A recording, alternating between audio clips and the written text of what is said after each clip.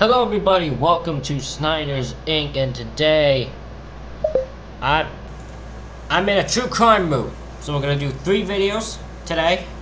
Hopefully if everything goes to plan. 2 true crime and then a Mr. Ball.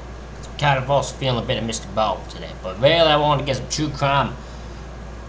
And this one is from a channel called Cold Case Detective, and it is 2 chilling cases of killer husbands.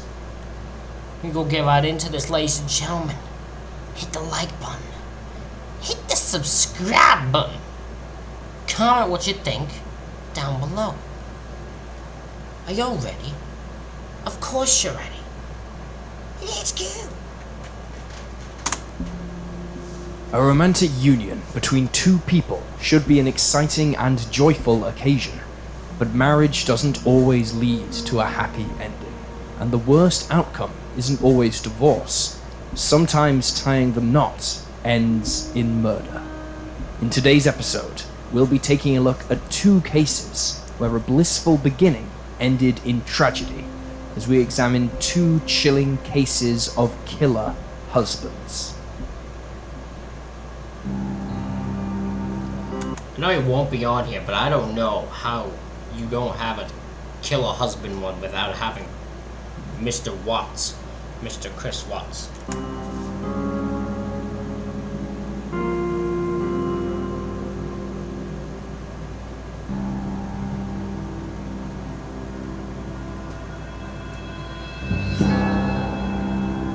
I love that intro. That is amazing.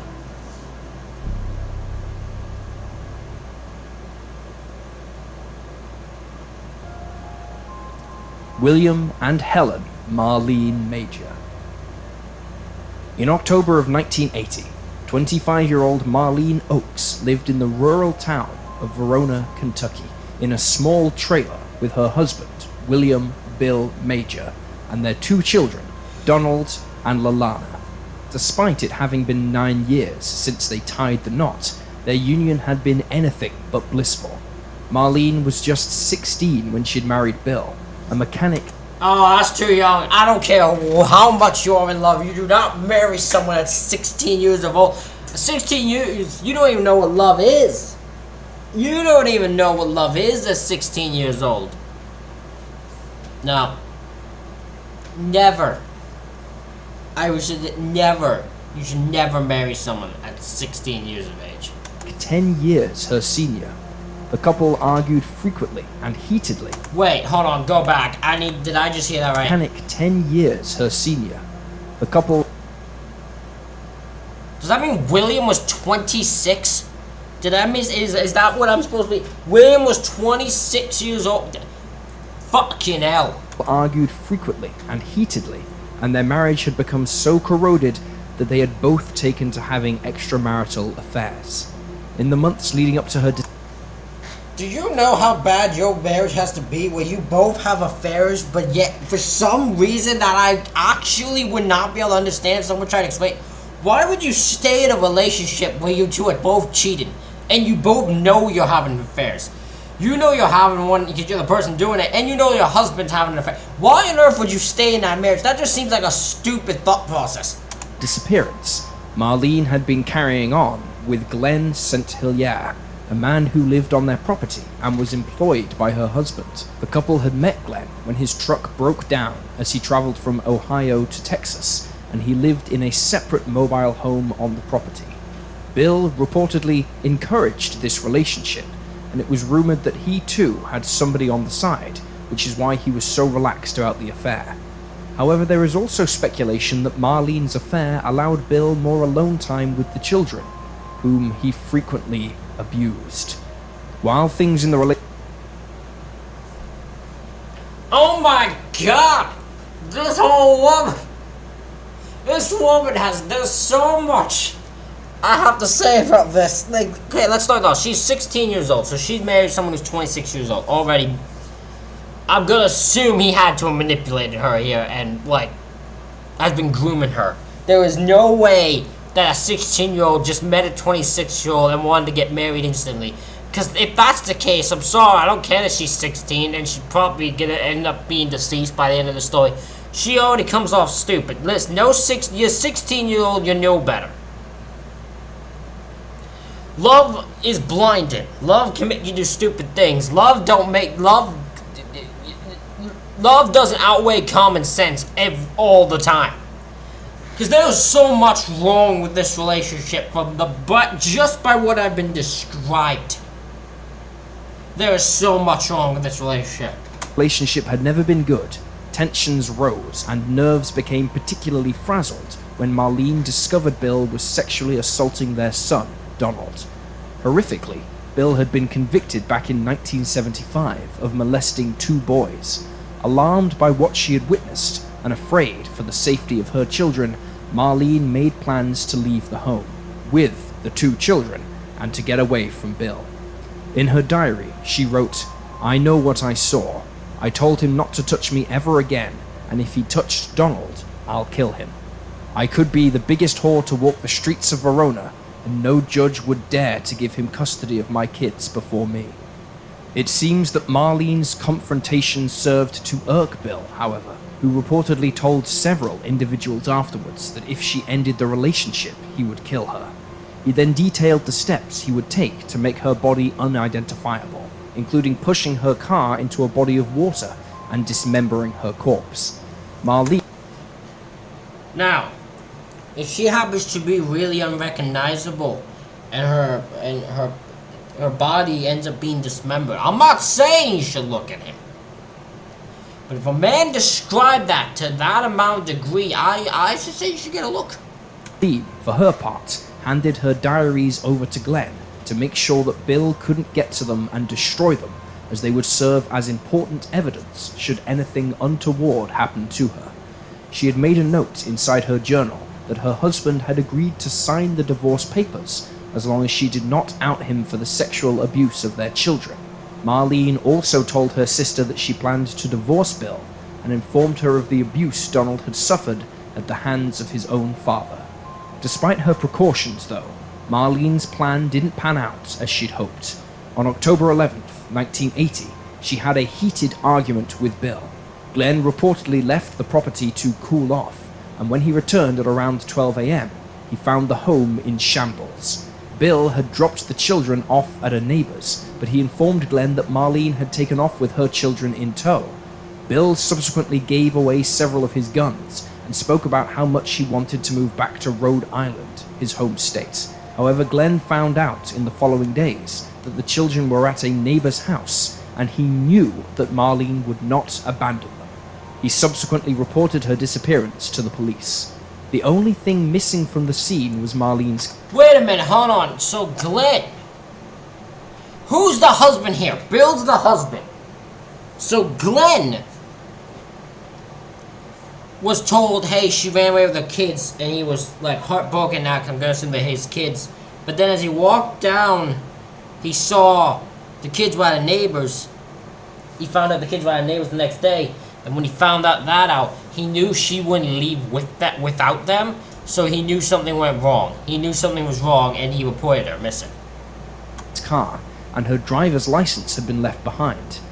Bill told his 2 young children that their mother had left them due to her involvement with drugs, alcohol, and sex work.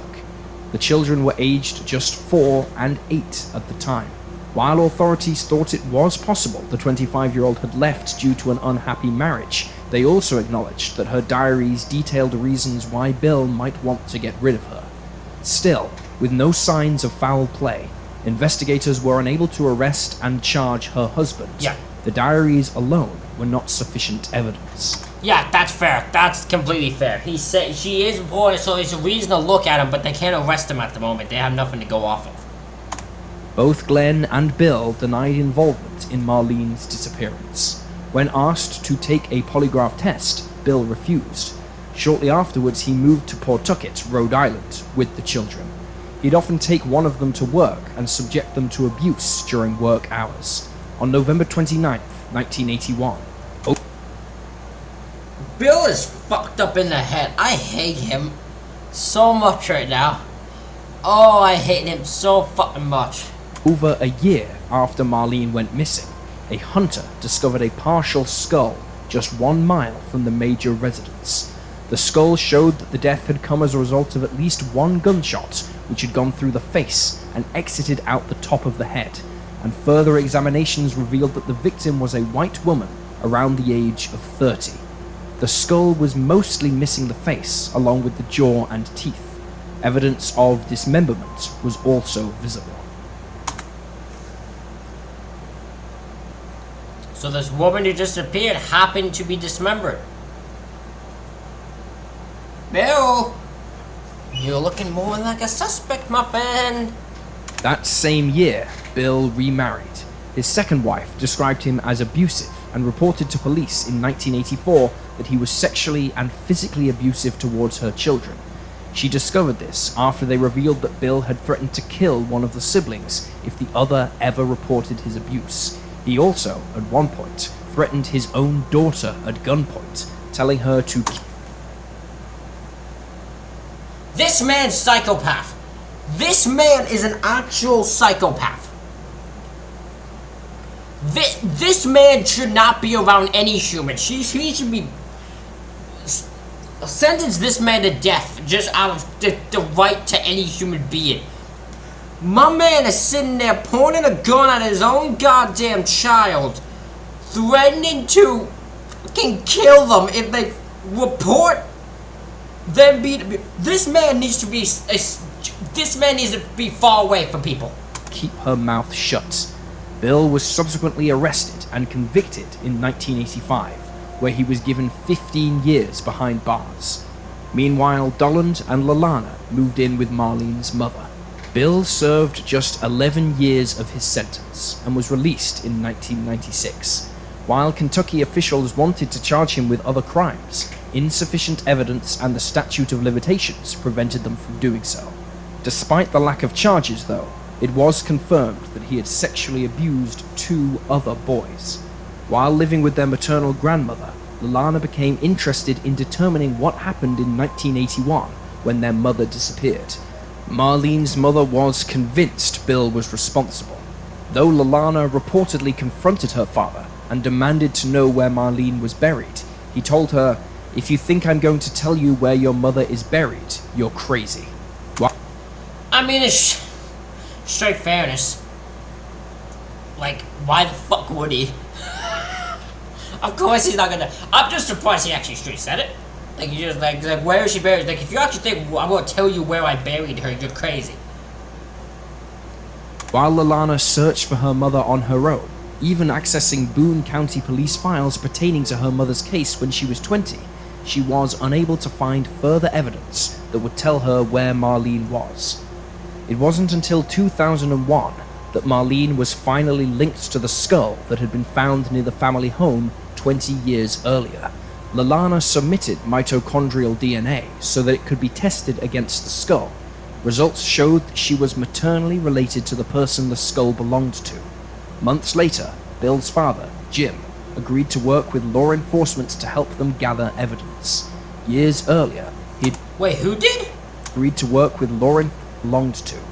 Months later, Bill's father. Oh my god, so the police went to him and went just like, "Hey, we need to get evidence to him, and you're his father. Can you help us get something? Get him to confess, get something." Bill, the father's like, "Yeah, I'll help. Yeah, this guy needs to go away if he did this. He needs to go. I'll help you." Jim agreed to work with law enforcement to help them gather evidence. Years earlier, he had told investigators that his son had confessed to killing his wife, but authorities needed corroborating evidence to charge him. By all accounts, Jim had no love for his son, acknowledging that he was a pedophile and, quote, "no good. He's no asset to anyone." Upon finding out that Bill would face the So Jim, the father, actually legitimately hated his son. Actually legitimately hated his son to the point that he would do anything to help them get him to the death penalty.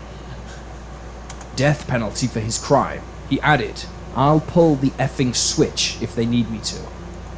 They secretly That is my type of guy right here. I know it's bad because it's his father, but that man has done so many fucked up shit. Bill has, and his father is not as good one that's gonna pretend like it doesn't matter because he's his kid. He's like, no, you're fucked up. That's not what I raised you to be. That's not at all what I raised you to be and what I wanted you to be. You are messed up. You are not my kid. Recorded a call between Bill and his father, where Bill admitted to everything. He killed his wife, buried her body in a sinkhole, threw away the gun, and pushed her car into the Ohio River. So she was decomposed. That's not what the word. Not decapitated. Well, actually, she was decapitated. That's not the word I was thinking. I don't think he said. He messed up with a body, cut up a body and all that. And he also pushed the car into a river. Like he said, he would tell people how he would do it. My man's the most guilty human being that's ever existed. He said he was completely unfazed by the killing. Following his arrest, Bill claimed that Marlene had threatened him with a gun, which resulted in him losing his temper, shooting her twice in the face and 4 times in the torso. He was charged with Marlene's murder, and his children, now grown adults, testified about the abuse they'd suffered at his hands. Ultimately, Bill was convicted and given life in prison. He reportedly died in 2017. Good! I'm sorry, I'm glad to know that fucker's dead. I'm glad to know he's dead. That way the children don't have to worry about his stupid ass. The children just want him gone as much as they do. Oh my god, yeah, he deserved that. He deserves to die. Still behind bars. Perry and Janet March. Janet Gail Levine met Perry March through a mutual friend while attending the University of Michigan. Though peers of Perry's described him as having some rough edges, it wasn't long before Janet fell under his spell, completely charmed by the Indiana native 2 years her senior. The couple soon became... Okay, 2 years is fine. 2 years is a fine thing. 10 years, especially in the case of the last one, that's when it's a bit that's when it's a bit wrong. Inseparable, and after graduation, Perry began working in Chicago. Janet joined him, taking art classes at the Art Institute, but she began to feel homesick, and so the pair returned to her home state of Tennessee, where Janet's parents footed the bill for Perry's tuition while he attended Vanderbilt University Law School. Following graduation, he began working at the law firm Bass, Berry & Sims. Meanwhile, Janet became an illustrator for children's books. Perry and Janet tied the knot in 1987. They went on to have 2 children together, the first of whom was born in 1990. Around the same time that the pair married, Perry's father, Arthur, moved to Nashville to be closer to his son. Janet's parents were known to be generous with their wealth. When Arthur's home back in Michigan was foreclosed on, they purchased the property and leased it back to him. However, records show that they ended the lease for non-payment of rent in early '87. Still, when he moved to Nashville... Don't pay the rent, you don't get to be there. Yeah. Sorry. You don't pay the rent, you don't live there. That's just landlordness. They're not bad people for that one. The Levines allowed Arthur to move in with them and even lent him money so that he could find his footing and establish himself in the city. But despite their financial help, Arthur declared himself bankrupt in 1991. That same year, cracks in the union between Janet and Perry began to show. A paralegal at Perry's workplace began receiving anonymous typewritten letters from a secret admirer. The letters were somewhat explicit, complimenting the woman's body, as the writer noted that her looks captivated them. The writer also spoke of sexual scenarios, describing their desire to perform oral sex on her. They mentioned that my man's the person's detailed. Whoever this admirer is very, very detailed. I bet you it's the Arthur dude. I bet. But whoever, either way, it's a very, that person's way more detailed than he should be just to send a letter. That they were married, and stated that while they'd previously not understood men who engaged in extramarital affairs, quote, marriage has a way of making sex boring at times, routine, and old. Obviously alarmed by the letters, the paralegal reached out to management, who devised a plan which involved the woman penning her own note for the writer, where she expressed an interest in wanting to carry out an affair despite his marital status. Management then set up a hidden camera to get a look at whoever was leaving the correspondence, and it was discovered that Perry March was behind it all. Perry was given two options: he could resign, or he could be fired. However, his employers stipulated that he could Wait, he was sending a letter to who? Just some random woman? Then? I thought this was to his... What? Hold on! Who is he sending I missed a part of this. There was a part that was missed here, cold case. Who was he sending letters to? Because if he sent letters to his own wife, that's weird. only resign if he agreed to seek professional help following his exit from the company. Perry was given some time to think about the ultimatum, much to the frustration of the paralegal on the other end of his sexual harassment, who quit her job when she returned from holiday to find he was still employed. Ultimately, Perry was fired from his position. After his removal from the company, though, he agreed to pay $25,000 to the paralegal so that his former employer could avoid a sexual harassment lawsuit, while he kept the payments and the... So, a paralegal...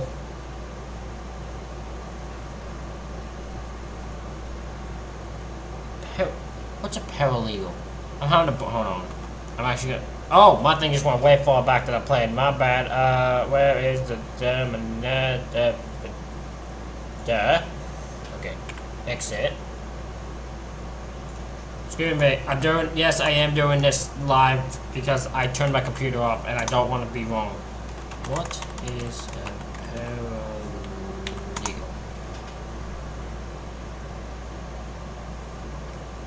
Oh, it's just a legal assistant. Okay, my bad. Okay. That makes more sense.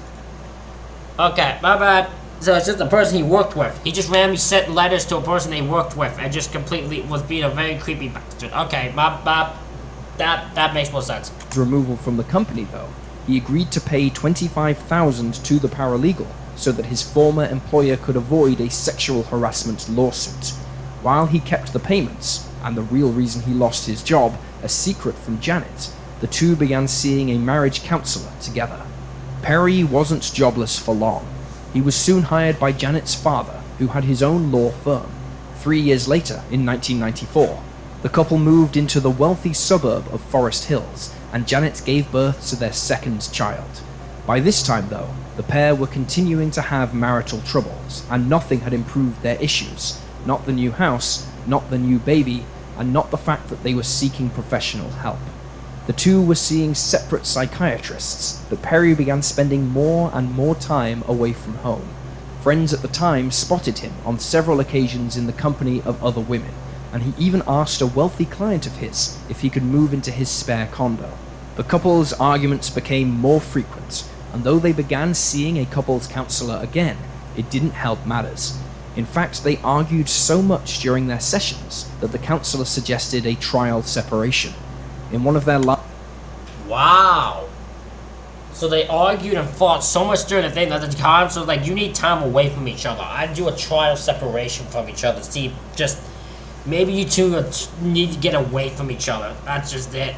Last sessions together, Janet asked Perry again why he had to leave his former employer, as she was suspicious of the circumstances surrounding his exit from the law firm. Perry claimed, as he had when he'd originally been fired, that he'd left due to a conflict with a co-worker. On August 14th, Oh yeah. You know what? He's technically right. He had a conflict with a co-worker. He's just not making it clear what the conflict was and why he had to leave. 96, the day before Janet vanished, the children's nanny noticed that the mother of two was much quieter and more withdrawn than usual.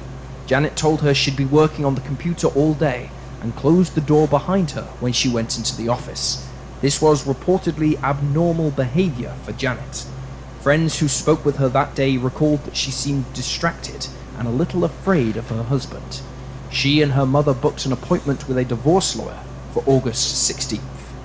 According to Perry, on August 15th, he and Janet began arguing after the children were in bed. At around 8 p.m., he offered to go to a hotel for the night. However, Janet allegedly announced that she was leaving for a short holiday and refused to tell him where. Perry claimed that the 33-year-old mother of two packed some clothes into 2 bags and a suitcase, climbed into her car, and drove off at around 8:30 p.m. He stated that she'd left a list behind of things that needed to be done in her absence, and that she'd gotten into her car with $1,500, her passport, and a bag of marijuana. Half an hour... I don't believe that story at all.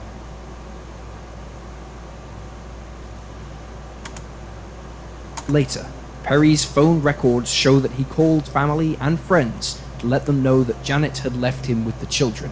He first called his own siblings, then a lifelong friend of Janet's, before finally alerting her parents at around midnight. Her parents were skeptical of the story, as it seemed unlike Janet to simply walk out, even after an argument, but decided to believe Perry's word and asked him to ask her to call when she returned. However, the following day, regulars to the couple's family home observed some strange behavior. The cleaner, who arrived between 8 and 8:30 a.m., later testified that the house appeared to have already been cleaned and that Perry had instructed her not to touch the children's playroom. He also told her that Janet was in California on business. Then when the nanny arrived between 9:30 and 10 a.m., he told her that Janet was in California but on a trip to visit her brother, who was in LA at the time. The nanny later told investigators that Janet never left without letting her know her plans beforehand, and that she'd always leave her some instructions, so she found it odd that the mother of two had failed to do either of these things. The third visitor that day was a mother whose son had a playdate with Janet and Perry's eldest child, Samson. The mother was not greeted by Perry, but by Samson, who noted that his own mother was absent. When she returned to pick up her child that afternoon, she overheard Perry talking about how he needed to replace the carpet in his office. 2 days after Janet was last seen, her parents grew concerned. Their daughter had never left her children before without telling anyone. While they wanted to call the police, Perry, alongside his brother who'd come to help out, persuaded them to wait 12 days, as Janet had supposedly said she'd be gone for that long. Around this same time, Perry called his father to let him know about the situation. Arthur was now living in Mexico, but arrived several days later to help run the household in Janet's absence. According to a later court filing, on August 23rd, Perry began searching for a criminal defense attorney whose services he wanted to retain. When Janet hadn't returned for her... Why would you go looking for a criminal defense attorney? You knew immediately what would happen when she does not come back. You knew you were gonna immediately be the suspect for a reason. So you hired your attorney before she even was found. That makes you look way suspicious, Perry. Her son's birthday on August 25th, Janet's parents, again, felt that something was deeply wrong. They claimed Perry resisted calling the authorities, while Perry alleged that the Levines didn't want to notify the police in case they embarrassed Janet. Perry, I'm gonna tell you, my man, you are the guiltiest looking human being. You are acting so guilty. It is almost amazing to me how guilty you are looking. You have reached the next level of guiltiness. All you are is guilty. You're literally not. There's nothing about you are not acting innocent in any sort of way. August 29th, the police were finally notified of the disappearance. Investigators found no trace of Janet when they began looking into her abrupt disappearance. Her bank accounts and credit cards had not been accessed, and she had not been admitted to hospital from what they could find. On September 7th, they discovered the 33-year-old's car backed into a parking space at an apartment complex around 5 miles from the March residence. Inside were the majority of the things Janet had supposedly left with on the night she'd left Perry. The detective who processed the scene noted that there was a layer of dust and pollen on the exterior, suggesting that the Volvo had been sitting there, unmoved and untouched for some time. Additionally, there were cobwebs in the wheel wells, and the brake rotors had some rust on them. Investigators also noticed that the passenger seat had been pushed back, while the driver's seat was up close to the wheel, and a pair of white sandals found on the floor had been carefully positioned rather than haphazardly discarded. They also observed that no bras had been packed inside the luggage, and her toiletry bag didn't contain toothpaste or a hairbrush. Meanwhile, the Levines hired a PI who noted... Can I ask why you had to make note of the fact there was no toothpaste or a hairbrush? Like, is that on the list? Is that why that's weird? Or was it just the fact that that seems weird to you that they didn't pack that? I'm confused why that's a big note. That Perry spoke of his wife in the past tense. She then visited the apartment block where the Volvo was found so she could look for witnesses, but was contacted by Perry, who angrily demanded that she fax him a list of everyone she'd spoken to and what they'd said. The police also checked Perry's car. That is... Perry, if you can't say you're innocent when police come... At this point, you are so guilty looking, you might... Even if you are innocent, I'd say you're guilty. Even if it was revealed that she was perfectly fine somewhere, I would think you still committed some sort of crime, judging by just how you're acting. During their investigation, and while they said it didn't look particularly clean, it smelled like disinfectant. Hair and fibers were recovered from the back seat. Detectives who spoke with Perry described him as anxious, and he refused to consent to a search of the house. Authorities obtained a search warrant for the property, though, the following weekend, and executed it a day later on September 16th. They discovered that the hard drive of the couple's computer had been forcibly removed. It was never recovered. Around this time, they also found that Perry had purchased new tires for his Jeep on August 21st. The store owner recalled that his tires were already brand new, but Perry had insisted because he wanted a different brand. With these last few bits of information in mind, investigators turned their attention to Perry. Over the course of the following few weeks, he moved with the children to Chicago and was overheard making numerous bizarre statements, including stating, "Fuck the Levines" and "fuck the Nashville police," and even asking a long-term friend of Janet's what she would think if he told her he'd put Janet's body in the back of the car, driven away while the children slept, and returned like nothing ever happened. Perry also cut off contact with friends, acquaintances, and Janet's family after leaving Tennessee, and didn't attend his wife's memorial service. Perry maintained his innocence and frequently declared that he was a man who had been wronged, telling the Nashville Scene in 1997, "I will not allow one misguided police officer, one vengeful man, and a few low-life journalists to destroy what I've taken years to build." You are such a My man, they're not saying you're guilty because of just greed or selfishness. It's not like they're saying it and they have no reason to believe it. You will have given them every single solitary reason to believe you're guilty. You have done so many things to say you're guilty, it's almost actually laughable.